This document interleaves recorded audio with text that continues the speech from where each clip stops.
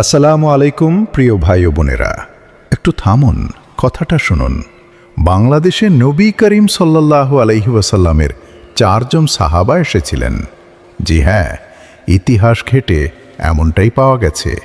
কিভাবে এসেছিলেন, কোথা থেকে এসেছিলেন এবং কিভাবে তারা ইসলাম প্রচার করেছিলেন, চলুন বিস্তারিত জেনে নিই। বাংলাদেশের আকাশে ইসলামের নূরের ঝিলিক প্রথম কবে দেখা দিয়েছিল? অনেকের ধারণা 1204 সালে ইখতিয়ার উদ্দিন মোহাম্মদ বিন বখতিয়ার খলজির বাংলা বিজয়ের মাধ্যমে এই দেশে ইসলামের আগমন। কিন্তু ইতিহাসের পাতা তা উল্টালে দেখা যায় এক বিস্ময়কর সত্য। রাসূলুল্লাহ সাল্লাল্লাহু আলাইহি ওয়াসাল্লাম মদিনায় জীবিত থাকাকালীন সাহাবায়ে কেরামের বাংলায় আগমনের বিষয়টি ঐতিহাসিকভাবে সুনির্দিষ্ট নয়। তবে প্রখ্যাত সাহাবী হযরত আবু ওয়াক্কাস রাদিয়াল্লাহু আনহু এবং তার সঙ্গীরা ইসলামের প্রাথমিক যুগে সমুদ্রপথে চট্টগ্রাম হয়ে বাংলাদেশে এসেছিলেন বলে প্রচলিত রেওয়ায়াত ও ঐতিহাসিক মত রয়েছে। ঠিক তখনই সাহাবায়ে কেরামের পবিত্র পদক্ষেপ পড়েছিল এই বাংলার মাটিতে। আজ থেকে প্রায় 1400 বছর আগে এই অঞ্চলে তাওহীদের থন উপস্থিত হয়েছিল। নবী করিম সাল্লাল্লাহু আলাইহি ওয়াসাল্লামের চাচাতো মামা হযরত আবু ওয়াক্কাস মালিক বিন উহাইব রহমতুল্লাহ আলাইহি সহ আরও 3 জন সাহাবা এই অঞ্চলে ইসলাম প্রচারের জন্য এসেছিলেন। তারা মূলত চট্টগ্রাম, কক্সবাজার এবং মিয়ানমারের আরাকান এলাকা দিয়ে বাংলায় প্রবেশ করেন। এই মহান সাহাবায়রা কেবল এদেশে সীমাবদ্ধ থাকেননি, বরং এখান থেকে সমুদ্রপথে চীনের ক্যান্টন পর্যন্ত ইসলামের দাওয়াত পৌঁছে দিয়েছিলেন। চীনের ক্যান্টন সমুদ্র তটে আজও হযরত আবু ওয়াক্কাস রাদিয়াল্লাহু তাআলা আনহুর নির্মিত একটি মসজিদ ও তার কবর এই ইতিহাসের সাক্ষ্য দিচ্ছে।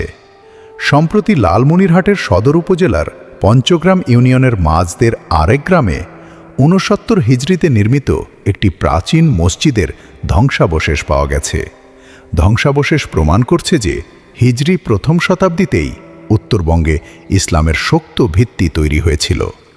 এছাড়া রাজশাহীর পাহাড়পুর ও কুমিল্লার ময়নামতিতে আব্বাসীয় যুগের মুদ্রা পাওয়া গেছে, যা তৎকালীন আরবদের সাথে এই অঞ্চলের গভীর সম্পর্কের পরিচয় দেয়।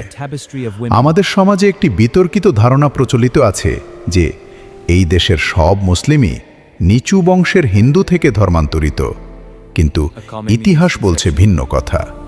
এদেশে ইসলাম প্রচারের জন্য বিপুল সংখ্যক আরব, ইরান ও তুর্কি মুসলমান এবং সুফি দরবেশরা এসেছিলেন এবং স্থায়ীভাবে বসতি স্থাপন করেছিলেন।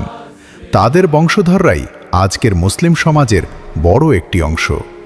অন্যদিকে হিন্দুদের মধ্য থেকে যারা ইসলাম গ্রহণ করেছিলেন তাদের অনেকেই ছিলেন উচ্চ বংশীয় বা রাজ পরিবারের সদস্য। হিজরির প্রথম দিকের ইতিহাস কিছুটা নীরব থাকলেও পরবর্তীকালে মধ্য এশিয়া ও পারস্য থেকে আসা মহান সুফি সাধকদের নাম ইতিহাসে স্বর্ণাক্ষরে লেখা আছে। শাহ মোহাম্মদ সুলতান, রুমি বাবা, আদম শহীদ এবং হযরত শাহজালাল রহমতুল্লাহ আলাইহের মতো মোবাল্লিকদের কথা আমাদের সবার জানা। হিজরি 3 শতকে হযরত শাহজালাল রহমতুল্লাহ আলাইহ 360 জন সঙ্গী নিয়ে সিলেটে এসে অত্যাচারী রাজা গৌরব গোবিন্দকে পরাজিত করেন।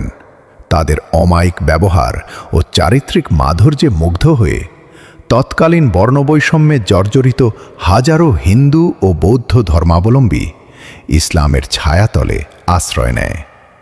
আরেকটি চমৎকার তথ্য হল, ভারত থেকে বাবা রতন আল হিন্দ মদিনায় গিয়ে সরাসরি রাসূল সাল্লাল্লাহু আলাইহি ওয়াসাল্লামের কাছে ইসলাম গ্রহণ করে সাহাবা হওয়ার গৌরব অর্জন করেছিলেন। এমনকি মালাবারের রাজা চেরোমও সরাসরি নবীর কাছে গিয়ে মুসলিম হয়েছিলেন। বাংলাদেশের পড়তে পড়তে ছড়িয়ে আছে ইসলামের এই গৌরবজ্জ্বল ইতিহাস। সাহাবায়ে কেরাম ও আউলিয়াদের যে ত্যাগ এবং সাধনা আজকের মুসলিম সংখ্যাগরিষ্ঠ বাংলাদেশ গড়ে উঠেছে, তা আমাদের পরম গর্ব। আরব বণিকদের সততা ও সুফিদের উদারতা না থাকলে হয়তো এই শ্যামল বাংলায় আজ তাওহীদের থন শোনা যেত না।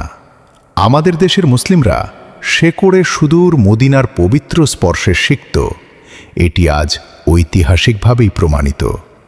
আজকের সাহাবাদের উদাহরণ আমাদের শেখাচ্ছে নিজের চারপাশে আলোর প্রদীপ জ্বালানোই সবচেয়ে বড় দাওয়াত।